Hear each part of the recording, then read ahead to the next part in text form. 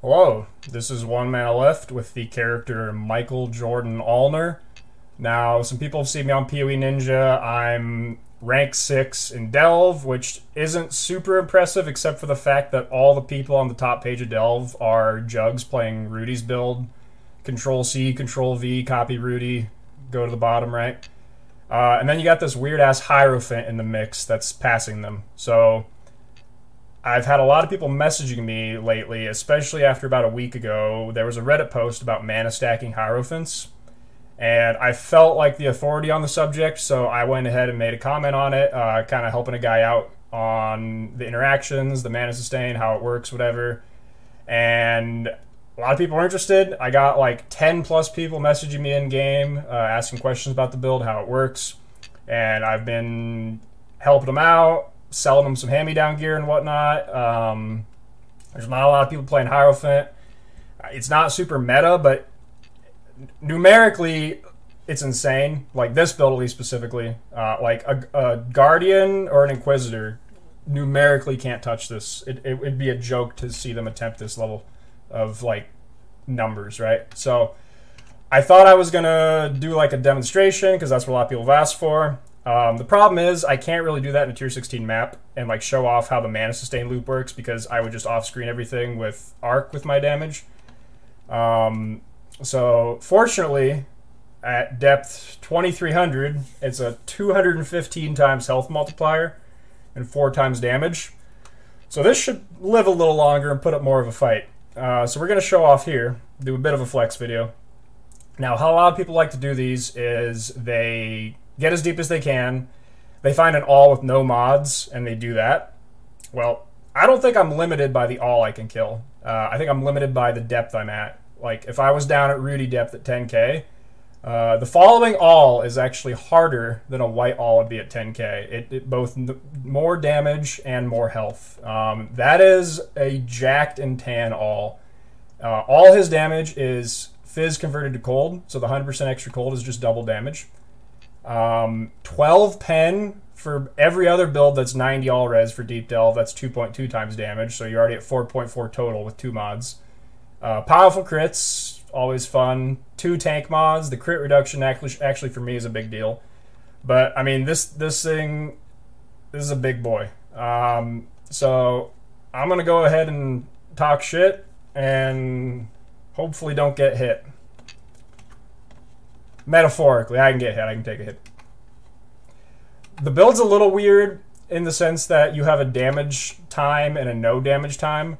So you do damage during Arcane Cloak, and I have 116 mil Shaper DPS, but then when Arcane Cloak starts to fade away, your damage goes back to basically 0. So, like, I'll go past mods Cycloning, and then I'll press my damage button. Now I do damage. See, like, so I have to, like, commit to the button to actually do damage. So when I'm just cycloning by to get to the node, I'll, like, not necessarily kill stuff unless I actually commit. Here's the all.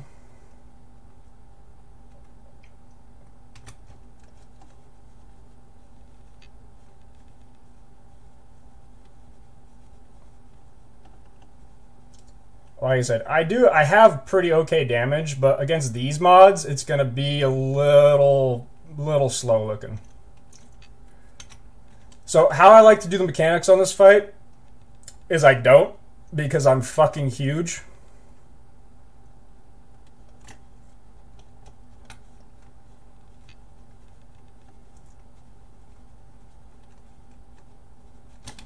Okay, except that one.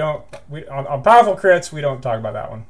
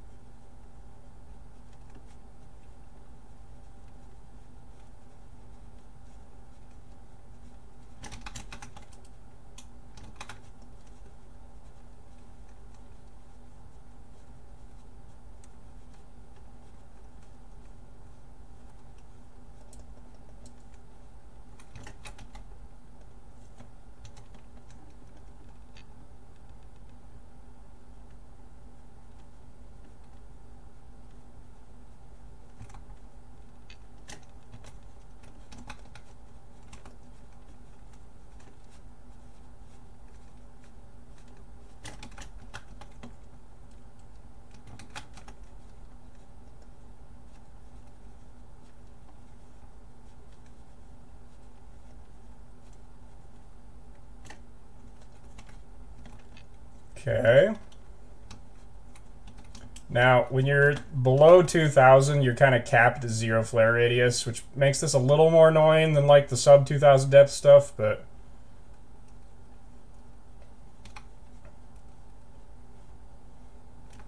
Ooh, boy.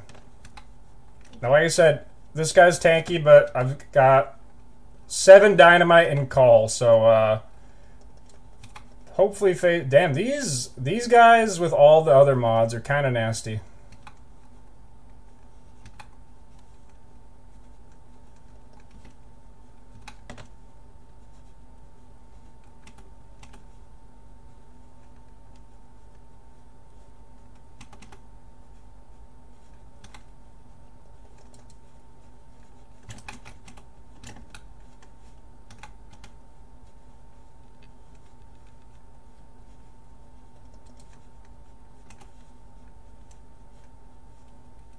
I was going to do my big burst here, but it's kind of a little fucked.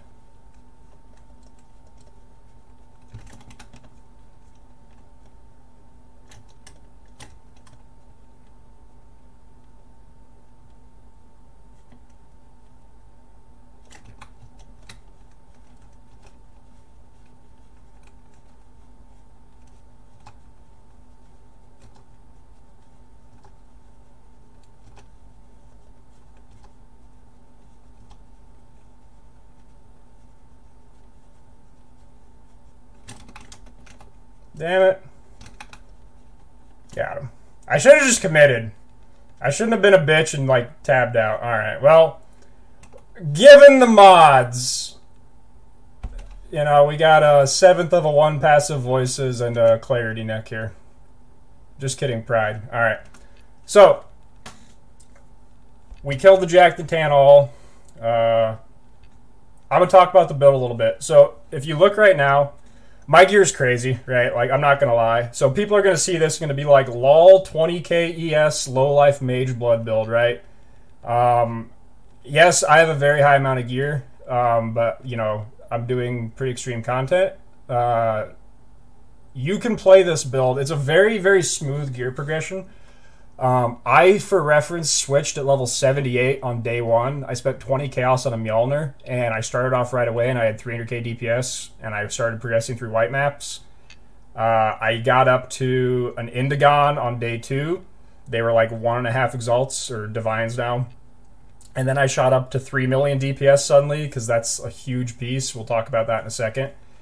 And then I got a Prism Guardian, which you don't have to go Squire. In fact, Prism Guardian is super comfortable because one of the hardest things in this build to get is resists.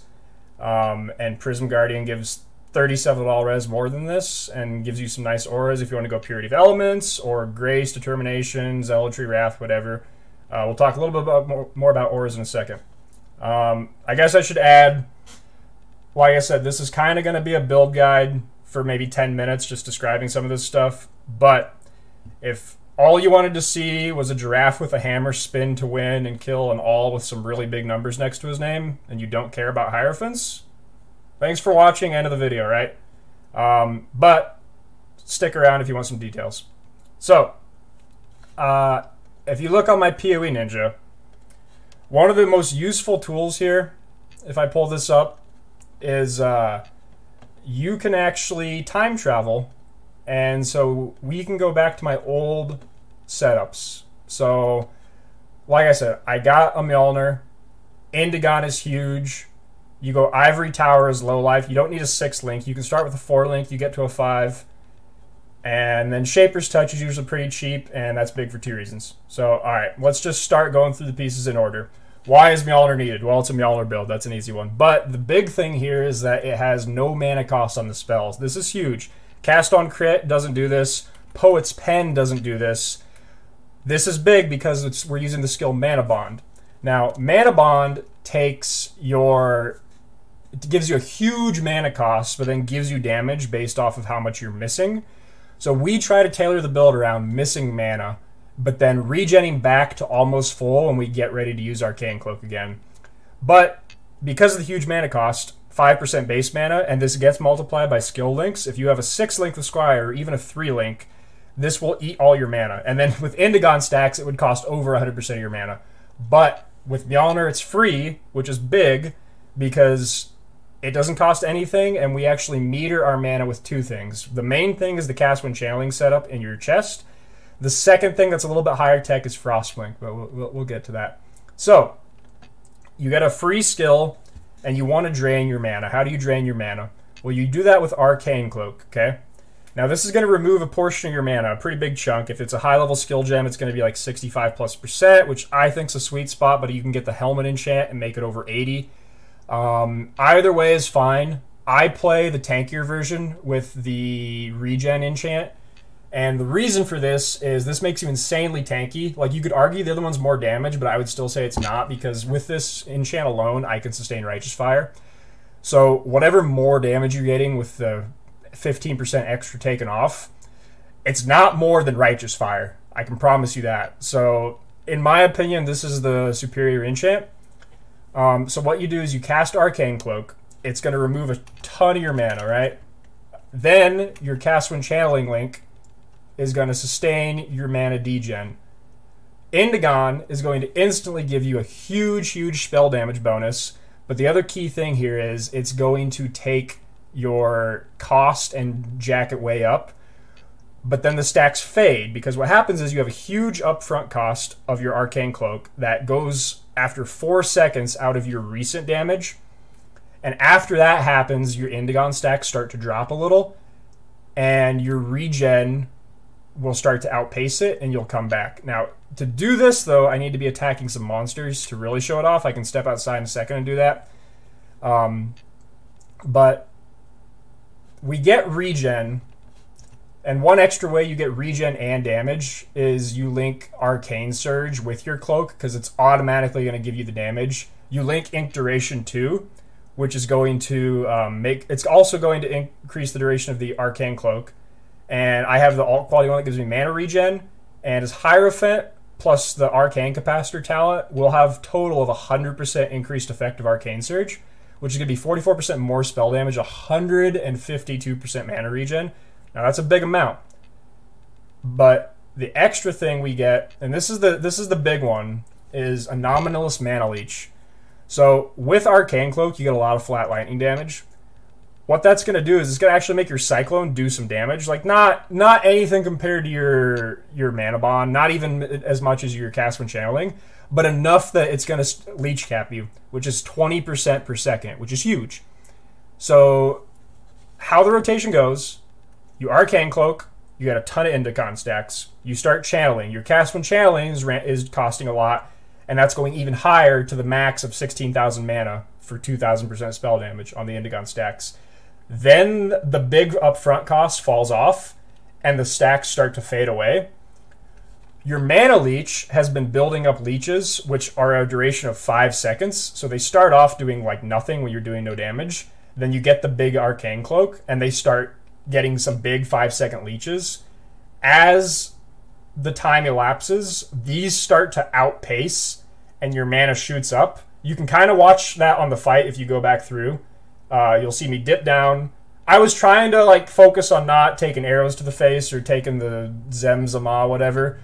But the other way we can do that is we can meter it with Frostblink, which is instant cast, so we can just use it back and forth. And when you're near monsters, it's pretty much instant. So this is where it starts to get a little more detailed. When I say metering, so you have a nice rotation, but Frostblink, it has like a 10 cost mana, but with full Indigon stacks, that's actually like 800 for me. But basically, if I'm fighting like a pack of mobs or a boss, and I see my Mana Leech is too strong, and like I'm Arcane Cloaking, and it's instantly going back up to like half, what I'll actually want to do is start spamming instant cast Frostblinks, just to both give, it's a double dip. It gives more Indigon stacks, and it gives mana spent, which gives damage, but then it lowers your mana, so the mana bond does more. So you basically want to like use that to like force your mana lower if it's too high, or lay off it if your mana is too low and you want to build back up. I know I've spent a lot of time just talking about the Arcane Cloak rotation, but like that's the whole build. Like this is the biggest thing I get questions on. We can talk about gear, we can talk about stats. That's fairly basic. You can go through my time travel and like look what the priorities are. I'll do that, but 90% of the messages I've got has been the mana rotation.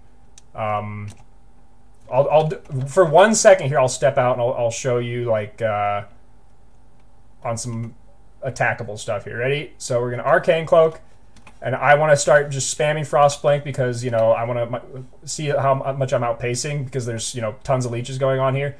Now I'm capped a little early because I have too much leech going on, but like then I can just start spamming again, whatever, kill the yellow mob at 2300 depth. There you go. So gear-wise, obviously we're stacking mana, right? So you would think mana is the best stat. Well, mana is a good stat, but more or less you're stacking strength and intellect. Mana is the third priority. Because strength and intellect give you mana. With Shaper's Touch, the strength does. Shaper's Touch is also huge because it gives you your accuracy cap from ints. But you'll notice I have about 1500 int and 1000 strength. So this is going to be huge for a couple reasons. There's a lot of double dip and even triple dip in this build. That's why like kalandra jewelry kind of takes this over the top, because the biggest thing you want is suffixes. You want, if you need resists, max resist on your suffixes, but you really want max strength in it. And if you can scale percent attributes and stuff, you can really take this over the top, because you're going to get percent ES, you're going to get flat mana. You've got between Hierophant, your Watcher's Eye, the passive, a couple other sources potentially, Will Shaper passive, you can get on like Megalomaniac or Small Clusters. You're getting a lot of mana converted to ES, which then gets multiplied by your like Shaper's Touch and Int ES. So there's just a bunch of things feeding and multiplying together, where the more you stack these two stats, the more survivability and damage you're going to get. And it's not linear. It's a second or third power relationship in a lot of cases. And the other thing is, once you start to get some investment, you can get the Inquisitor talent that gives you 1% crit of your lowest strength or int. So you basically, if you get to huge stats, get 100% crit for free, and you go crit. So we were looking at the PoE Ninja profile throughout the progression. Let's just go to week 1 and talk about that a little bit. I think this is pre-Squire. So boots, you go Stampede at first, but you can upgrade those later. These are nice because people know what Stampede are. You can cycle it at 150 move speed, and you can throw an Anoint on there. So the best Anoint's Primal Spirit. The second best is probably Mana Flows, but I think it costs a gold. The third best is Revelry, which is also cheap like Primal Spirit. You can just get a Stygian Vice, a Heavy Belt, whatever. The one thing people actually go for is a percent int implicit synthesis belt. That's totally valid, but if you can get an Elder Belt that you can get percent attributes on with an Abyssal Socket, that'll be slightly better. We picked up Prism Guardian, as we can see.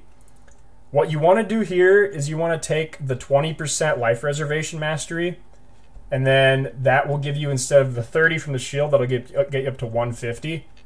And you're going to use a 35, a 50, and a 50 in this, which is 135. And then your remaining 15% will be a Blood Magic Clarity. Now you think, well, why am I going to use Blood Magic Clarity? I have a bajillion mana, and Clarity reserves flat mana, so why don't I just put it basically for free on mana? The reason for that is you're going to use Eternal Blessing, which is, it got buffed this league, and it's a really good skill for, no one uses this gem, but if you do not reserve mana like this build, you get a free 50% aura, which is huge, and it gets juiced aura effect. So that's why you put the Clarity on Blood Magic with the remaining 15%. And you also can change the level of the Clarity to reserve all your life for Ivory Tower. So you want to use, for the 350%, if you need Purity of Elements for resist, that's fine, but you want Zealotry and Wrath for damage, and then you actually want Grace. A lot of people just default to like Determination for their defenses, but you really have no percent armor scaling, so if you slapped on a big Determination, you just get like 8 or 10k armor, which is okay, but here's the thing. We're stacking it, remember, right? I'm already up to close to 1,000 here. Shaper's Touch gives you evasion per int, so you're going to get a huge percent evasion. So, like, I'm not using, like, this is my, like, day 7 gear, and I have 25k evasion. So we're already like getting pretty good defensively.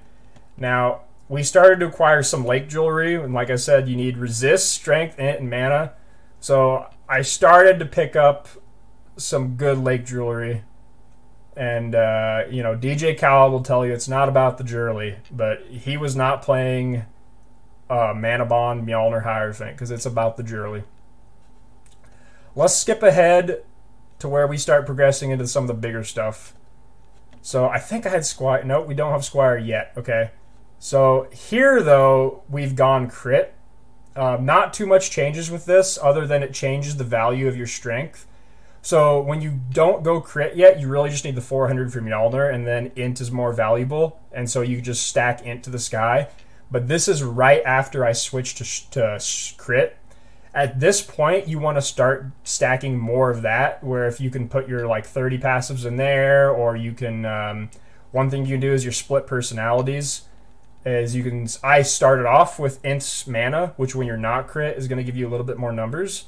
But at this point, you can switch to strength int just for getting crit cap. I do a double split with, at first I use this path. It's like 37 or 40 or something, which is okay. It's way more than enough to justify the 2 jewels over a rare, and then you put them in a large over here. Then eventually, I think week 3 I had it, you start to get to the point where if you start to really invest in the build, you go Squire. Now, I first played this build in Scourge when Squire came out, and everyone was playing R. Kelly's. Not the rapper that pisses on people, but the Spider Fang thing.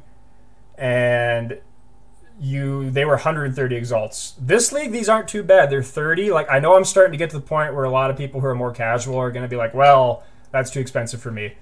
What I showed you in the previous snapshot was probably 20 divines and was able to kill all Ubers. I had like 26 mil DPS and could pretty much crush all Ubers. The only things that still put up a fight were like Cirrus was potentially hard because you would, if you don't one phase him, run out of coruscating elixir. And this is a big flask for the build, by the way, because you're using Ivory Tower, but you want to be really aggressive with your mana and be as low as possible to get more damage, which makes the Ivory Tower effect not really work. You still want Ivory Tower for the stats and the fact that when you're not using Arcane Cloak, you're full mana, so like just the random ground degen or hits aren't going to kill you. But you use coruscating, which is a huge duration flask and easy to keep up. And then what I had was on guard skill, and I had all my flasks on guard skill, so I just use Arcane Cloak every 9 seconds, and then I have a bunch of 12-second flasks, so it's always up. So this was real nice, but fights like Uber Cyrus, the gimmick is you just bring 2, like that's the easy thing. You bring 2 coruscatings, and then you just have 1 be a manual use. But you know, if you're lazy, a fight like that can potentially struggle with that amount of gear, but you start to get into like the 60, 80 divine budget, and you're getting into the big stuff, right? You're starting to get some big lake jewelry. You're having a 6 link now, which you in the 3 link, when you're crit, you want to go multi. That's the biggest jewel by far, Lightning Pen and Manabond. When you're non-crit, you go Control Destruction instead of crit multi, and then you add Ink and Conch. That feels like a bad combo, but the thing is, this skill doesn't necessarily have like 6 40% gems. But so this pairing right here with Woke and Conch is like 65% for 2, which is okay, and the rest are fine then. Your cast when channeling setup, when you're non-crit, you want to use that new, what is it called, overcharge support, which basically gives you free 100%, 70% shock chance or something on arc. And it gives you huge shocks. It lowers the damage, but it makes them like basically 50% shock everything. But then when you crit, you auto shock, and you go crit multi, and then you just get the arc normal scaling for shocks, and then you can pick some up in some spots. As the gear starts to progress and get a little more advanced, one thing you'll notice here is a boot swap. So this is kind of like the last big thing that is like achievable under the 100 divine budget. So instead of Stampede, what you do is you go a pair of rare boots with these 2 implicits. So the reason this is big is 9% CDR is the breakpoint to go from 8 ticks. Like a game tick is 33 milliseconds. and Mjolnir's 250, but it rounds to the nearest one, which is 8 times 33, which is like 265 milliseconds. I know we're getting into the whole, like, you know, math everywhere meme and, like, you know, the Ward Loop video they just posted on Build of the Week and stuff, but, like, bear with me here. So you're 8 segments of 33 milliseconds normally, so it's not actually 250, that's a lie, it's 260 something. But the breakpoint happens at 9% where you go down to 7. So it's 14% more damage by having that CDR, and it also gives you your Mana Cloak, your Arcane Cloak CDR, which is nice. You get action speed because now you're not Stampede, you're actually dependent on your own move speed. So instead of being 150% move speed, you're like 135 when you're cycloning and like 185 when you're running free. So I actually kind of prefer that for mapping, because if I'm just running around, I'm faster, and then I'm 10% slower when I'm cycloning, which is fine. But you get huge stats. If you look at what this does for our build versus Stampede, which is like nothing, you get a huge triple suffix for strength and a resist, which makes capping a lot easier, especially with Squire when you lose the Prism Guardian resistances. You get the flat mana. You can craft life for Ivory Tower. The other thing you can do with this is you can get chill or freeze immune as a prefix instead of using like major Pantheons or Flask, whatever. There's one kind of final bit of tech I'll talk about that doesn't necessarily take a huge budget, but it takes kind of a newer tool to the game, and that's the Timeless Jewel Calculator. So there's basically what you do is once you can get to a level 5 Castwell Channeling, you kind of get pseudo stun immune, which means I no longer feel the need to get the 50% ES as your stun threshold passive here. So what I do then is I'll actually go to my current profile and look at this. You go, there's 2 things you can do. I'll back up 2 weeks here, because I think that's when I had the Elegant Hubris set up. It is not. I'll go week 7, Elegant Hubris. There we go. Okay. So what you do is you take the Maven Jewel, the Impossible Escape for Necromantic Aegis, which is this passive here, and then it lets you grab all these for free. And with the Timeless Jewel calc, we can actually find that, hey, this out of 160,000 combinations is a pretty good node here. So what this gives is 30% mana, 30% mana, 30% mana, 8% spell block, 16% ES, 80% crit. Like it's very valuable nodes. So that's and oh no, and 50 cold res here. The 50 cold res is actually huge for capping resistances. But then the other setup you can do is my current one, which I switched to when I switched to Mage Blood. So this is getting way outside of like startup stuff. This is like your super degenerate neckbeard type stuff. But here, when you don't really need the resistances because you have Mage Blood, I go to a Lethal Pride setup, and it's 5% strength, 5% strength, 5% double damage, 5% double damage, 20 strength. And it's just all added onto the existing nodes here that are already 20% mana, 20% mana, like 16% ES, 20 int, what, like all very valuable nodes. 30 ailment effect, 30 elemental damage. Like this was slightly better for that setup. That's most things. I could go for 2 more hours going into like more in-depth stuff. There's a lot of like minutia, whatever the word is for this. But if you have questions on this, I'll probably post this to Reddit. I'm pretty good about answering the comments. Like I sleep, I'm human, whatever. But I'll try to answer any questions people have. If you message me in game, I will answer questions, within reason. I won't answer like mid delve node. Some of those Harbinger nodes take like 4 minutes, right? But either if there's a lot of people messaging me or I'm really busy outside of that, I will probably answer your questions. In many cases, I have a lot of gear. Like, if you look at the amount of gear I have, like, double corrupted, like, I double corrupt everything pretty much that I can.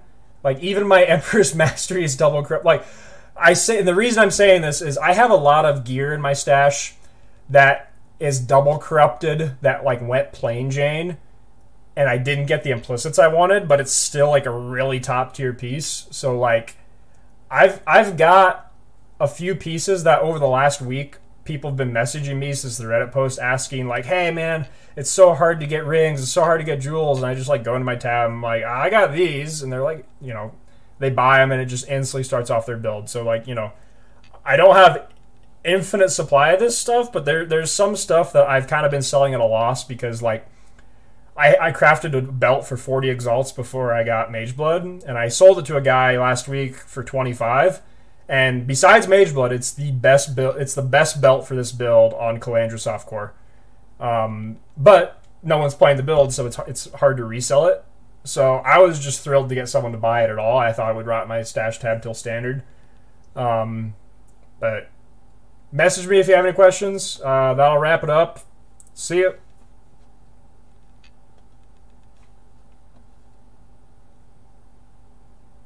I'm going to let this run for like 30 more seconds so the VOD doesn't do anything shitty to me.